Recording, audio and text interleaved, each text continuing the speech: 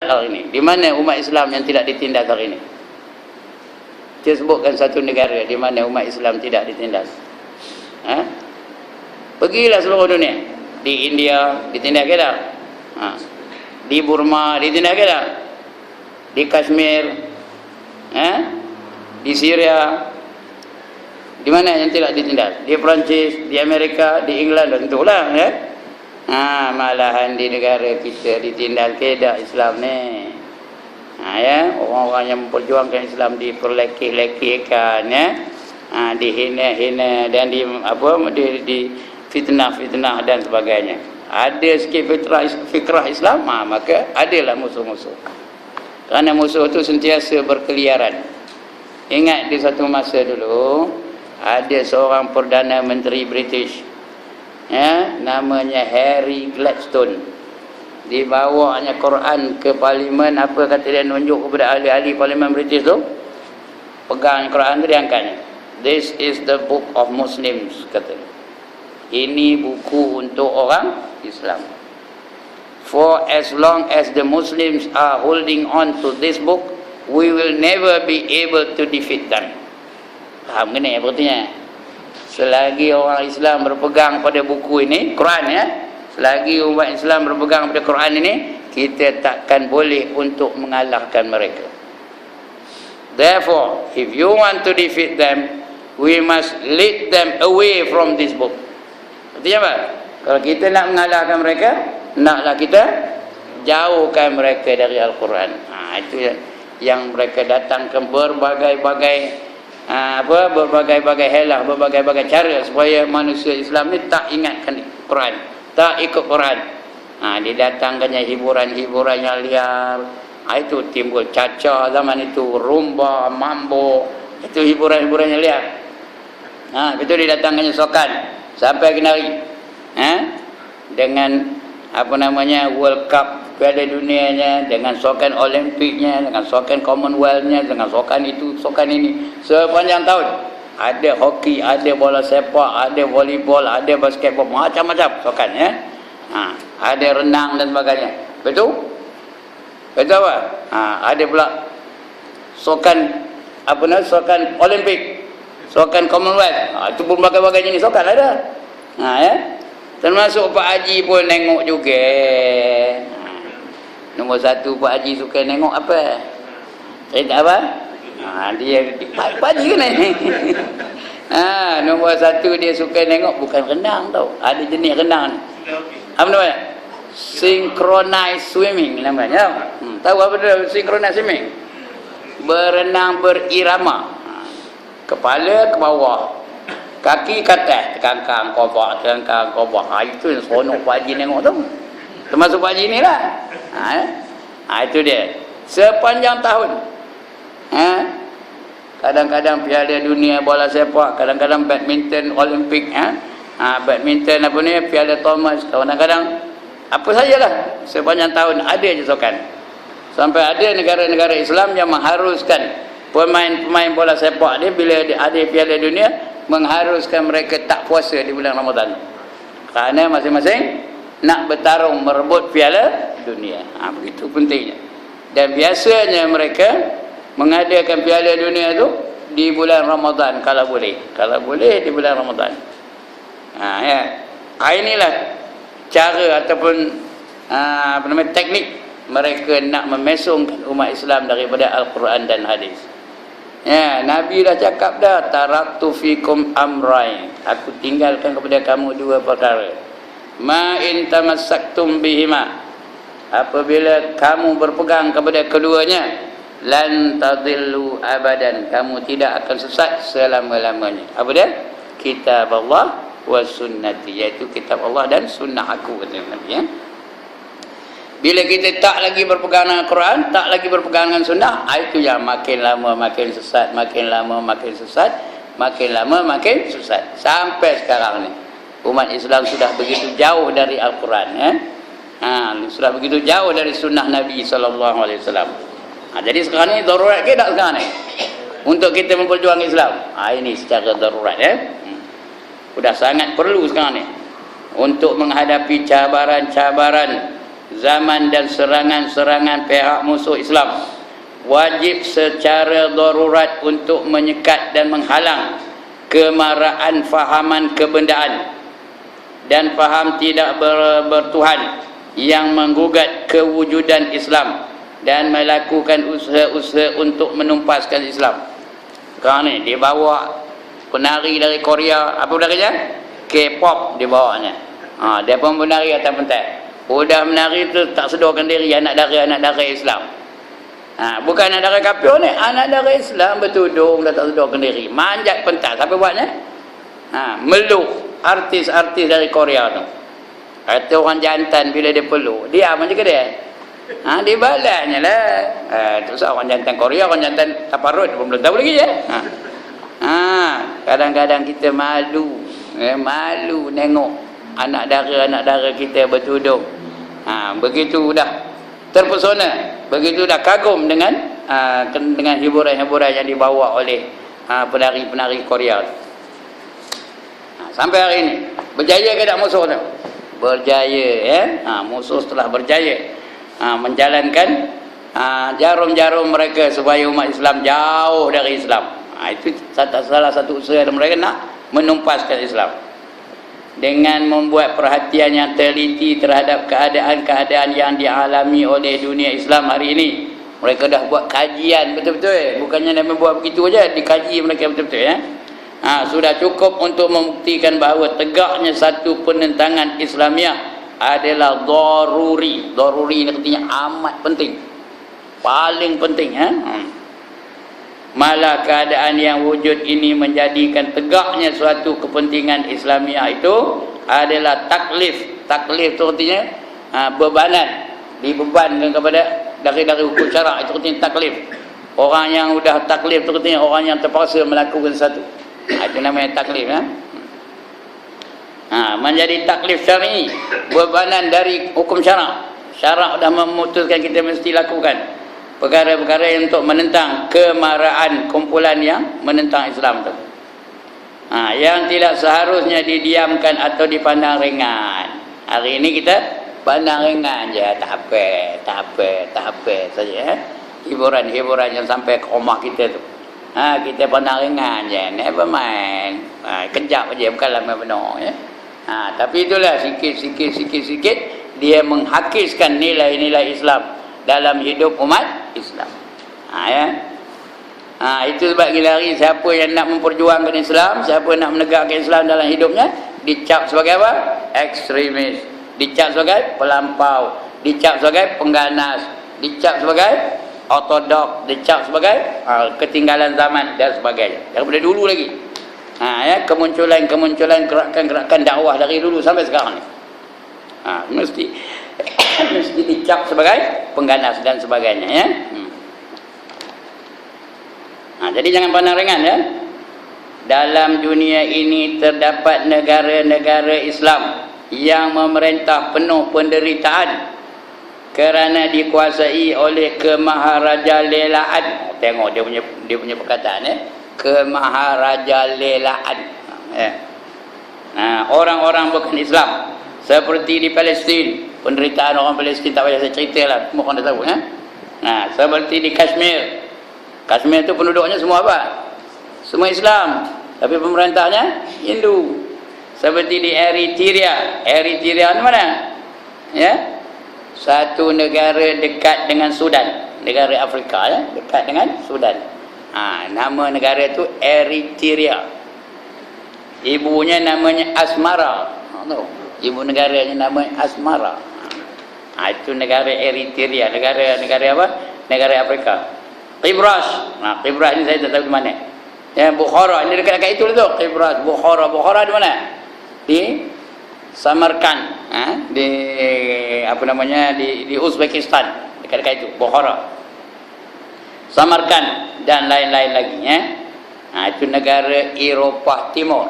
Eropah Timur. Ada Uzbekistan, ada Kazakhstan, ada Turkmenistan, ada Gojikistan. Itu negara-negara Eropah Timur ya.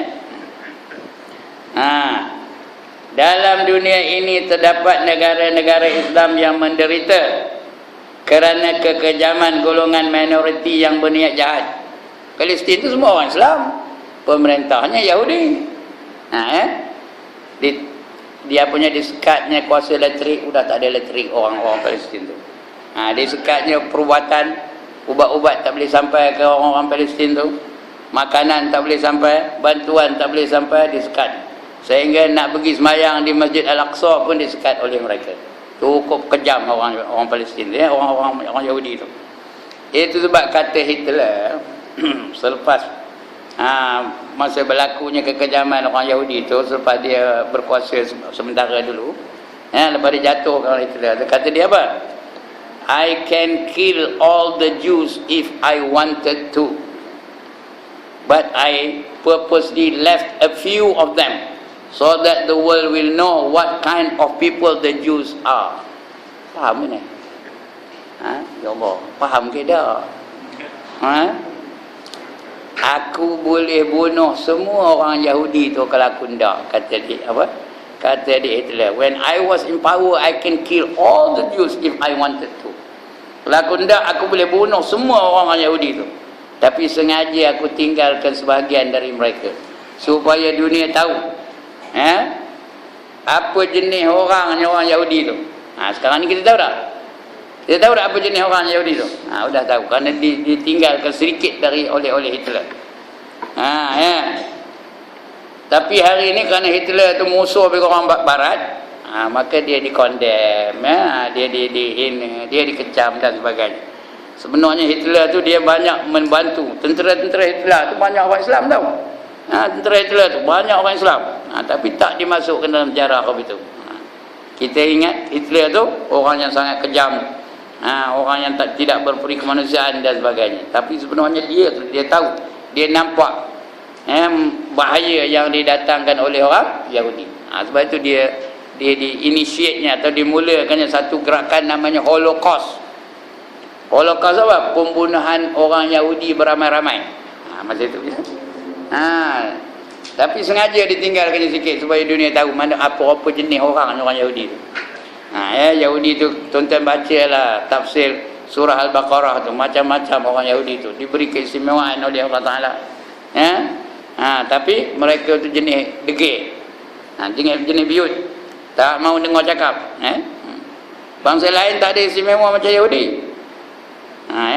Tapi mereka tu tak pernah mau akur dengan perintah Allah Taala sampai sekarang ni.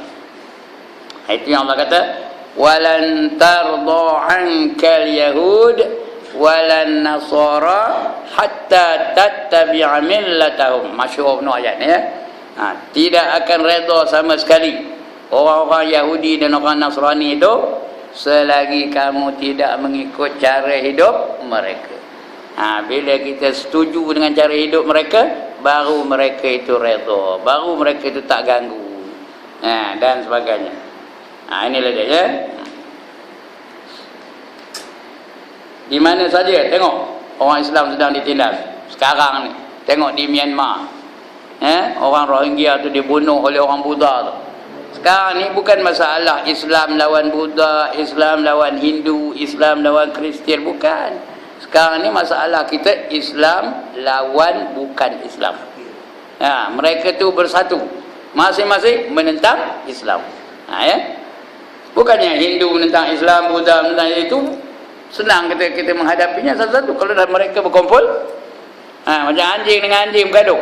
Anjing menolak, wow, wow, kata anjing menolak, wow, wow. Bila dia menampak kucing, apa kata anjing? Nanti tak, kita jangan bergaduh dulu. Kita pakat, kita bantai kucing tu dulu, kata. Bila bantai kucing tu, baru mereka pun bersatu, anjing itu semua bersatu melawan kucing tu. Bila dah lari kucing tu, baru mereka bergaduh balik. Begitulah hari ni umat bukan Islam ni bersatu semuanya untuk menentang Islam. Sekali dibunuhnya bukan seorang dua tau. Di Nigeria, tahu ke mana Nigeria?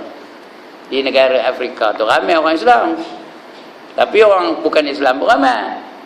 Dalam pergaduhan mereka tu banyaknya tentera yang orang bukan Islam ni, kebanyakannya mereka berada dalam tentera Nigeria tu. Pemerintahnya bukan Islam, penduduknya ramai yang Islam. Itulah dibunuh dalam hari orang Islam. Tahu berapa ramai sekali bunuh dalam 2,000 kali bunuh orang Islam tu mati. Bergelimpangan 2000 mayat. Tak masuk dalam surat khabar pun. Cuma dia masuk dalam internet, masuklah, siapa ada internet dapatlah gambarnya. Bergelimpangan mayat orang Islam tu. 2000 sekali bunuhnya, ya. 1000 sekali bunuh. Itu umat Islam sedang diancam di seluruh dunia kau itu hari ni. Ya. Di China pun kau itu, di Rusia pun kau itu, di Bosnia kata berapa yang mati? Berpuluh-puluh, ratus-ratus ribu yang mati. Dibunuh oleh orang Kroasia, dibunuh oleh orang Serbia, ya, dibunuh oleh orang lain daripada Islam, dan semua membunuh orang Islam seluruh dunia. Ya. Di mana saja Islam tak boleh bangkit? Di Thailand Islam tak boleh bangkit, ya. Di Filipina, malahan dalam negara kita ni pun Islam ditindas oleh orang Islam sendiri, ya. Itu dia. Ini yang berlaku hari ini. Baik, dalam dunia ini terdapat negara-negara Islam yang menderita kerana kekejaman golongan minoriti yang berniat jahat. Kesemua ini dilakukan terhadap umat Islam melalui kekuatan besi dan api. Kekuatan besi dan api, senjata senapang lah, besi itu senapang lah, dan juga api, ya. Tetapi dalam dunia ini terdapat sebahagian lagi negara-negara Islam yang mengadu penderitaan mereka kerana dikuasai oleh parti puak kanan atau kiri. Puak kanan pro barat, puak kiri pro komunis. Kita kanan pun tak nak, kiri pun tak nak. Kita nak apa?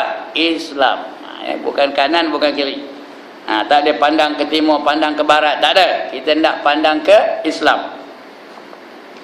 Manakala sebahagian yang lain pula hidup dalam pertarungan berdarah yang menggerunkan pertentangan antara puak kanan dan kiri untuk merebut kekuasaan. Dulu ada perang dingin antara pihak barat NATO dengan pihak komunis yang diketuai oleh Soviet Union. Itu perang dingin tu. Yang jadi mangsa umat Islam. Mereka bergaduh sama antara barat dengan komunis, yang menjadi mangsa Islam. Apa pun bergaduh, yang jadi mangsa semua Islam belaka. Selain dari itu, keadaan ini ditambah pula dengan kedudukan negara-negara Islam yang secara keseluruhannya hidup dalam keadaan yang sesat. Negara Islam hidup dalam keadaan sesat kerana tak mau ikut Islam. Hidup dalam krisis. Tengok negara Islam dengan negara Islam, ada aman? Ada aman kan? Di Syria ada aman kan? Antara Syiah dengan Ahlus Sunnah wal Jamaah. Di Yaman baru lagi bergaduh. Lagi di mana? Di Mesir. Bergaduh antara tentera-tentera apa namanya? Ikhwanul Muslimin dengan tentera itulah yang panglima tentera apa namanya? Asasi, ya. Asasi. Dan begitulah juga di mana-mana pun, di Mesir berlaku, di Syria berlaku, di Yaman berlaku, di Iran pun berlaku. Iran bukannya aman tu, antara Syiah dengan Syiah pun bukannya aman tu. Di Iraq dan tu berlakunya, di Afghanistan pun begitu juga. Tak ada yang aman betul-betul, ya. Keadaan ini ditambah pula dengan kedudukan negara-negara Islam yang secara keseluruhannya hidup dalam keadaan sesat. Hidup dalam krisis siasat, kemasyarakatan, krisis kemasyarakatan dan krisis ekonomi. Hidup dalam keruntuhan akhlak, nilai, aliran pemikiran dan akidah, semuanya sesat. Akhlak sudah sesat, nilai sudah sesat, aliran pemikiran sudah sesat, lebih-lebih lagi akidah pun sudah sesat. Orang nak laksanakan hudud, ada yang menentang.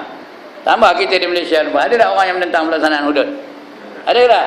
Ada. Profesor pula tu, saya tak rela duduk di bawah pemerintahan hudud, katanya.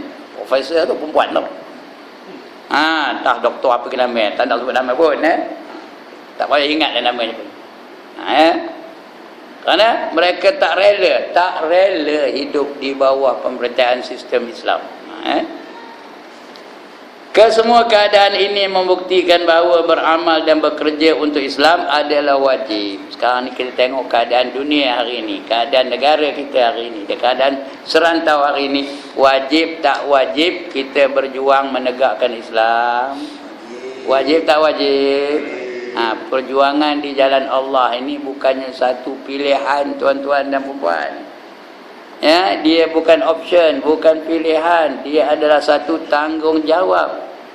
Kalau tak nak kena azab yang hina, tak nak kena azab yang pedih. Ya, Allah dah kabur dalam Quran dah. Hal adullukum ala tijaratin tunjikum min azabin alim. Mahukah kamu aku tunjukkan jalan, satu perniagaan yang boleh melepaskan kamu daripada azab yang pedih? Ndak, kita ndak jalan tu. Kalau ndak apa buat? Apa nak buat? Tu'minuna billahi wa rasulih. Hendaklah kamu beriman dengan Allah dan beriman dengan Rasulnya. Betul? Wa tujahiduna fi sabilillah. Hendaklah kamu berjuang di jalan Allah.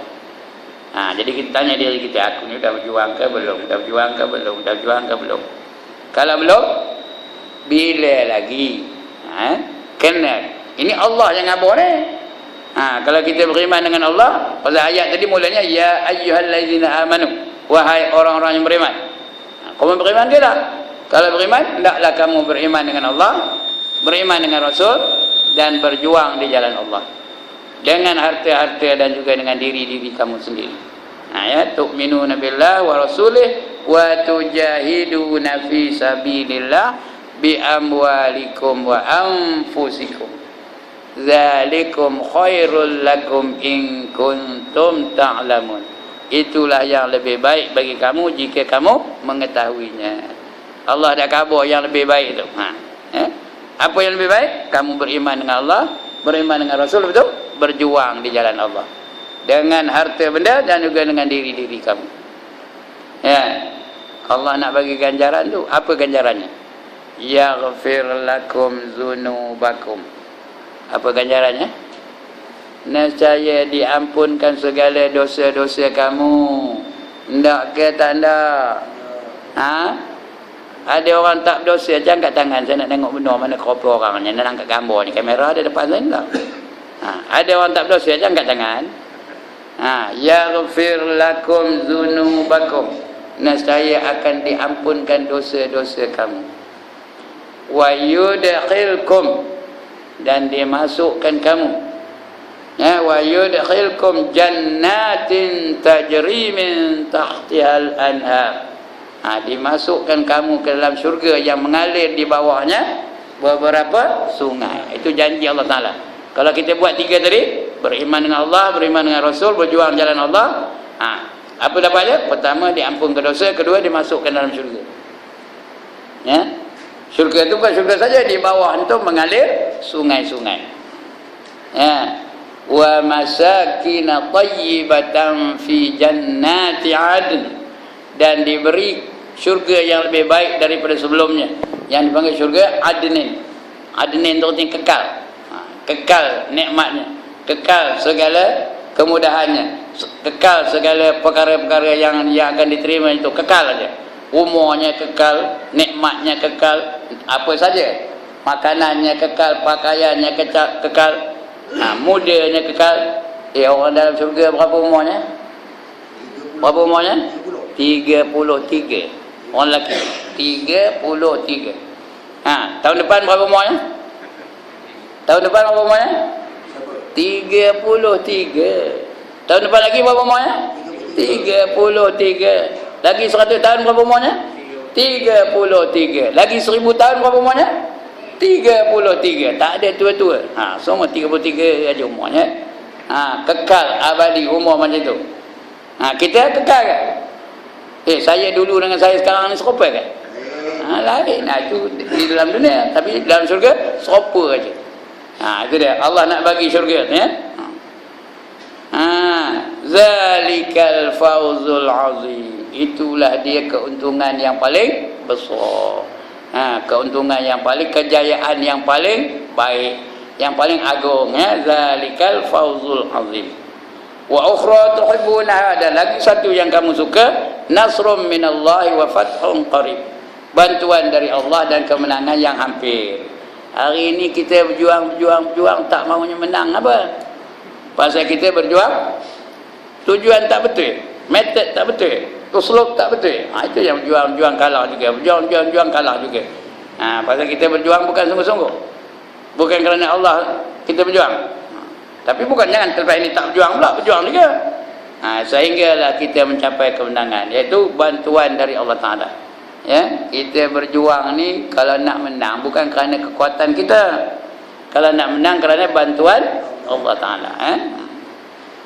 Nasrum minallah wa fathun qarib. Bantuan dari Allah dan kemenangan yang hampir. Zalikal fawzul azim, kata Allah, ya. Itu dia. Jadi kena berjuang. Dari segi daruratnya kena berjuang, ya. Tak boleh seorang-seorang. Tak boleh seorang-seorang. Aku berdakwah seorang-seorang. Tak boleh. Dia mesti dalam jemaah. Kerana kalau seorang-seorang, syaitan senang aja anunya, ya. Macam kambing lah. Kalau dia dalam kelompok ramai-ramai beribu-ribu ekor, berani ke serigala nyerangnya? Ya. Tak hendak dekat pun tak, ramai tak berani aku katanya. Padahal kambing pun kalau lalu melawan pun dia tak tahu. Ya. Tapi kalau seekor-seekor lari daripada kelompoknya, tinggal seekor-seekor macam senang aja dibaham oleh serigala. Kita nak apa itulah.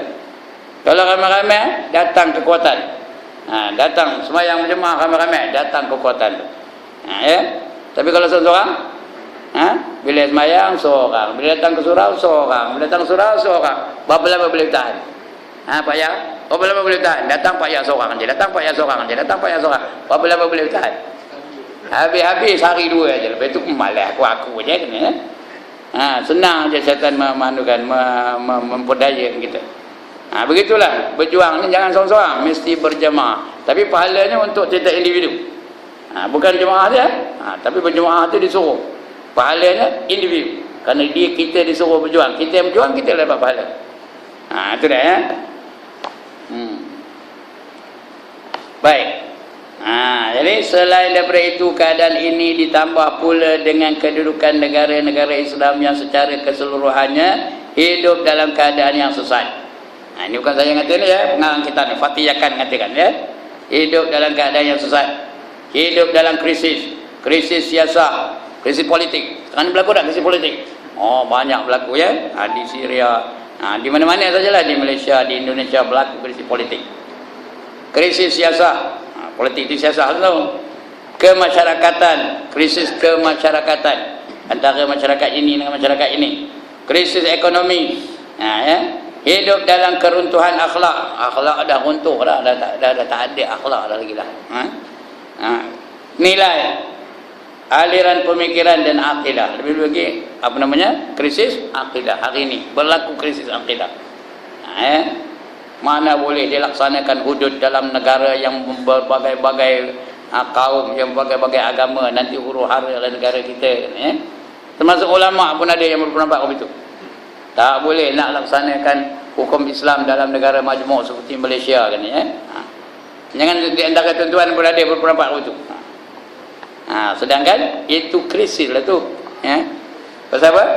Pendapat yang berlainan. Sedangkan Allah kata apa?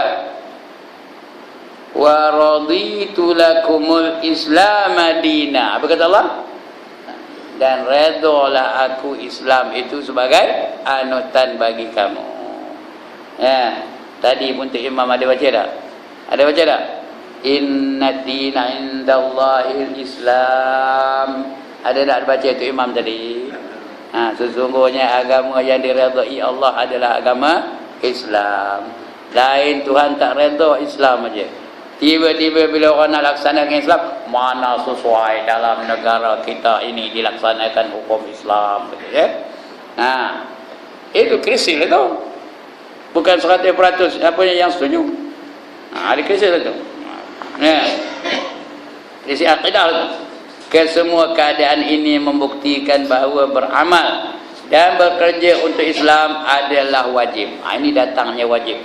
Kerana berbagai-bagai masalah yang timbul, berbagai-bagai kelompok yang timbul, semuanya itu kebanyakannya menentang Islam. Jadi wajib ke tak wajib kita memperjuangkan Islam? Hukumnya wajib, ya. Siapa belum berjuang, pastikan dia berjuang. Siapa belum berjemaah, pastikan dia berjemaah.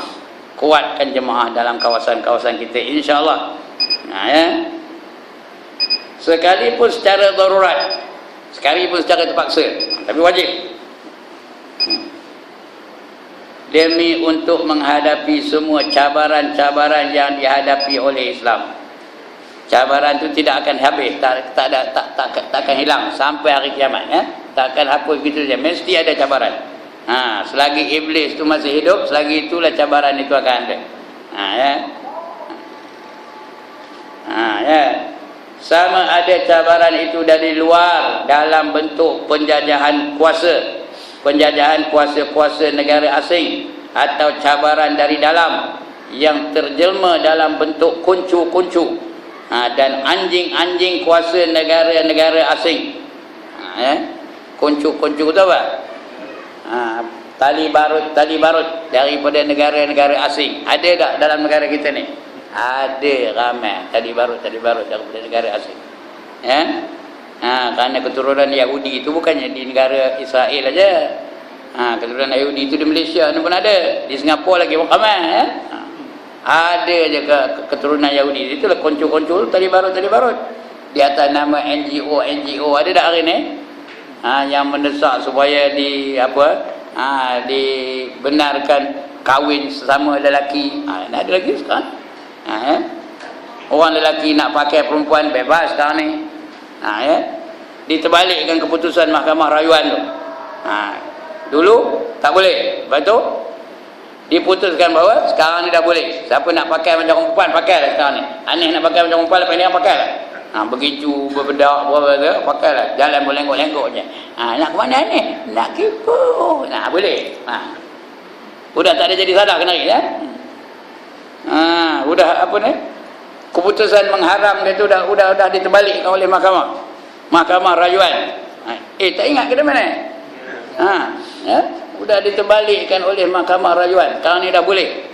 Siapa nak berpakaian nak tukar jantina tu, pakai perempuan. Sudah tak salah lagi dah. Yang dulunya salah, ni lagi dah tak salah. Pasal apa? Itulah usaha-usaha musuh-musuh Islam, supaya manusia-manusia ragu-ragu tentang agama dia sendiri, supaya manusia-manusia Islam tidak lagi menghormati agamanya sendiri. Inilah yang berlaku hari ini, tuan-tuan dan puan-puan. Jadi wajib ke tak wajib kita berjuang?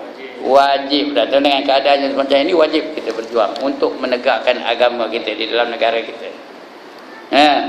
Soal berjaya tak berjaya itu bukan soal kita. Kita berjuang aja. Berjaya atau gagal dalam perjuangan itu terserah kepada Allah Taala. Karena dia yang menentukan kejayaan atau kegagalan sesuatu perjuangan. Cuma ada sebab aja lah. Ada sebab mengapa gagal, ada sebab mengapa berjaya. Jadi kita nak lahirkan sebab itu.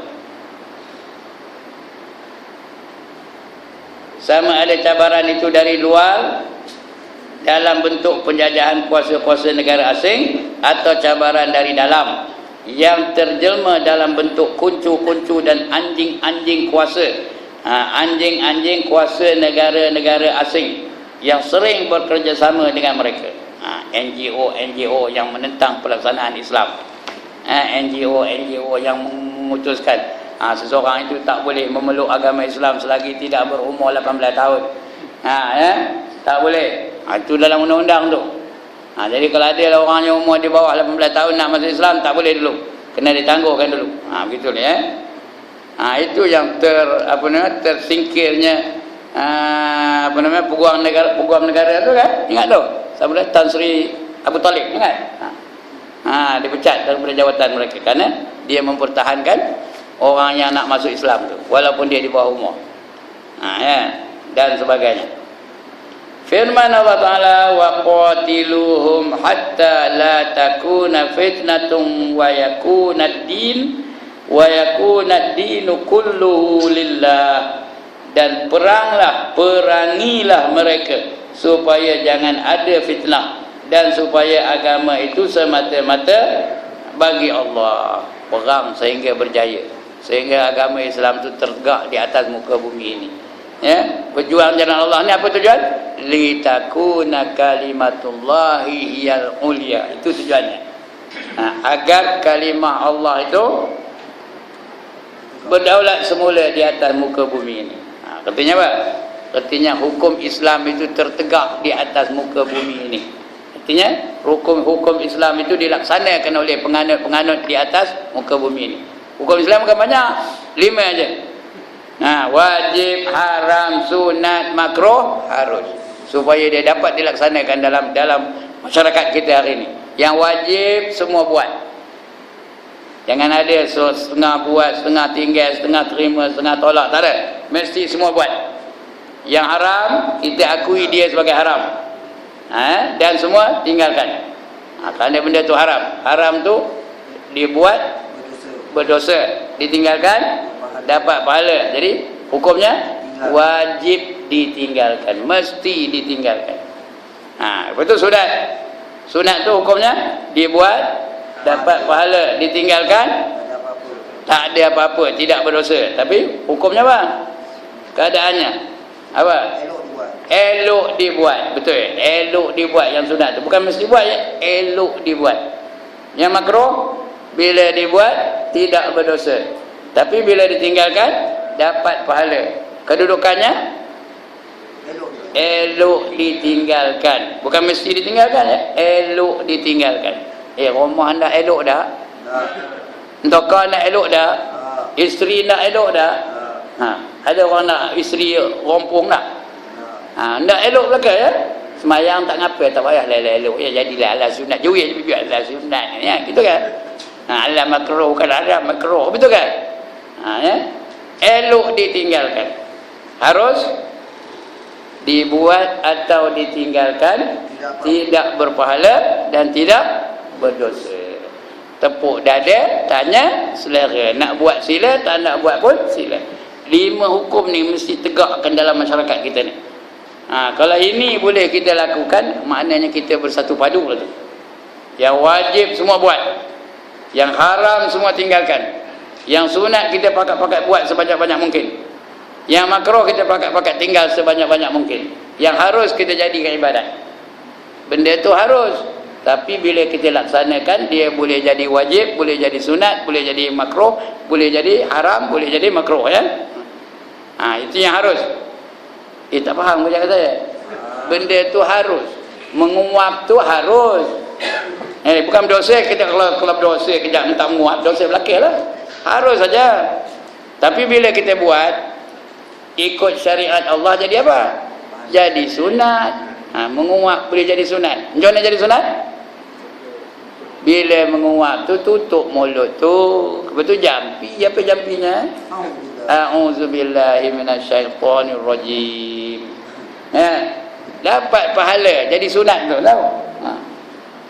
Boleh dah menguap jadi wajib. Ini dia. Ini ajaran baru ni, ajaran sesat kata dia. Boleh dah menguap jadi wajib?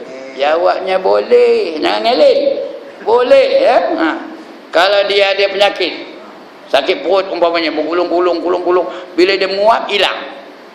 Lepas tu sakit balik, menguap hilang. Lepas tu sakit balik, menguap hilang. Ketika itu apa?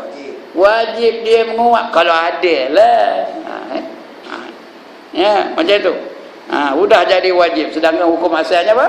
Harus. Ya. Wajib dia menguap. Kerana bila menguap baru hilang sakit perutnya tu. Kalau tidak bergulung-gulung, penjara-jara, aduh, menguap. Sudah hilang. Maka dia kena menguap. Wajib dia menguap. Ini ajaran baru kan? Bukan ajaran baru, ini minda ya, bukannya apa hukum baru cari dalam kitab tak jumpa. Ini minda. Jadi boleh jadi wajib. Boleh tak menguap jadi haram? Boleh tak? Macam mana menguap jadi haram? Mula-mula dia makan kenua, campur dengan petai, campur dengan jerin, betul hisap pula cerut cap matahari. Poin hisap terus. Betul bila menguap mengalir ke muka kepada anak macam kita depan anak macam pensan tak ada. Pensan ketika itu dah menguap dah hukumnya haram. Ya. Tak pernah dengar dari mana ya. Dia boleh jadi haram tu. Kenapa? Menyakitkan orang lain. Tak pokoknya haram. Dia tak selesa dengan bau mulut kita tu. Sudah jadi haram. Bila makruh? Bila menguap tu makruh? Bila dia tengangir je, pengangir mulut tu, tak ada tutup apa dah, makruh hukumnya. Nampak tak? Asalnya harus sahaja. Tapi bila dilaksanakan, dia boleh jadi wajib, boleh jadi haram, boleh jadi sunat, boleh jadi makruh. Boleh jadi tokoh 4 hukum. Ini yang nak kita perjuangkan dalam hidup kita ni. Supaya manusia-manusia semua tunduk dan patuh kepada Allah Ta'ala. Itu nak diperjuangkan tu. Dan perangilah mereka supaya jangan ada fitnah. Dan supaya agama itu semata-mata bagi Allah. Kemudian yang keempat, tadi dah 3 dah. Wajib secara individu dan jamaah. Wajib tu apa? Wajib apa? Wajib berjuang, wajib berjuang secara individu dan juga secara berjamaah. Tanggungjawab beramal dan bekerja untuk Islam dilihat dari sudut sebagai suatu kewajipan taklif. Taklif itu artinya kewajipan yang diberatkan, dibebankan kepada orang manusia yang wajib melaksanakannya. Itu taklif. Ada pun anda perkataan mukallaf. Mukallaf tu apa? Orang yang wajib mengerjakan perintah Allah, itu namanya mukallaf. Yang wajib itu dipanggil taklif. Artinya taklif tu dia punya verb, mukallaf tu orangnya. Orang yang bertaklif tu dia adalah seorang mukallaf. Kita dah bicara tentang mukallaf ni. Itu taklif, kewajipan, sebagai suatu kewajipan taklif syar'i, yang diperintahkan, diturunkan oleh hukum syarak, dapatlah dianggap sebagai satu tanggungjawab fardi. Fardi tu apa? Mufrad. Mufrad apa? Singular, seorang. Itu fardi. Bukan fardu ya, fardi. Mufrad, sebagai individu. Tanggungjawab individu. Samalah keadaannya dengan kewajipan dan tanggungjawab syar'i yang lain. Sama tu di mana ganjaran pahala hanya akan diperolehi dengan melakukan kewajipan dan tanggungjawab ini. Macam sembahyang 5 waktu, hukum apa?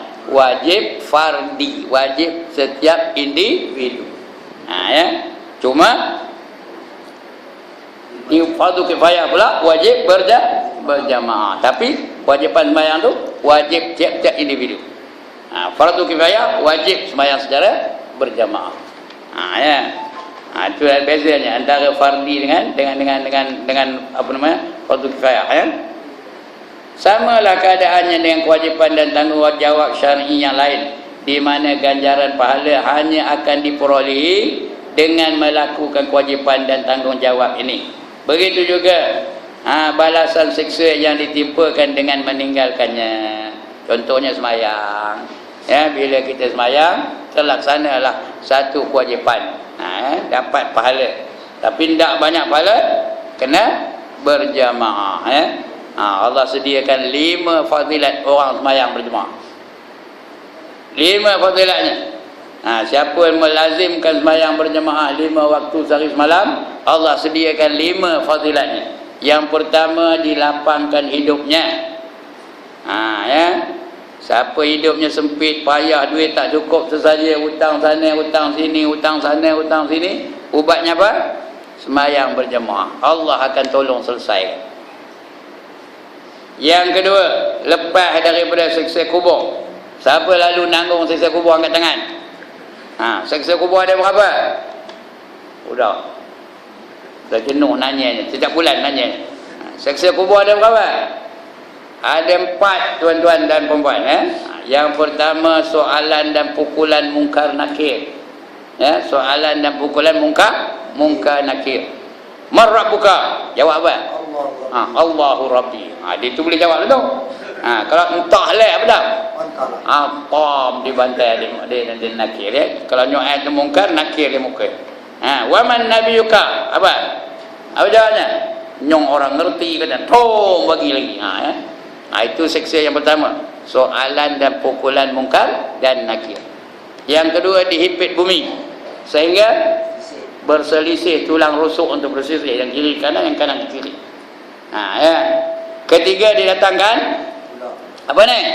Ular dengan kala, mematuk-matuk, memukul-mukul, menggigit-gigit. Besar mana ularnya? Ada besar ni? Ada besar lengan? Besar mana ularnya? Besar tengkuk unta, tuan-tuan dan perempuan. Tengkuk unta ada besar mana? Ya Allah, dia tak pernah tengok tengkuk unta. Mana besar paha tu? Sikit kecil tu. Besar tengkuk lembu dah 3 kali paha tu besarnya. Besar batang nyok, betul. Lebih kurang batang nyok, batang pinang lah kot ya. Batang nyok besar benar. Besar batang pinang tu lah. Itu dia. Unta tu. Itulah besar ularnya. Panjangnya? Panjangnya berapa panjangnya? Ada dari sini ke Pekan Kecil tu. Sebulan perjalanan panjangnya dari kepala ke ekor. Sebulan perjalanan. Tahu? Itulah yang matuk-matuk, memukul-mukul, menggigit-gigit sampai hari kiamat. Ya, kala pun besar itu juga. Kala tak ada matuk, tak ada gigit, kala apa? Nyengat. Ya, siapa ada pernah kena sengat kala? Tak ada, saya ada. Tahu.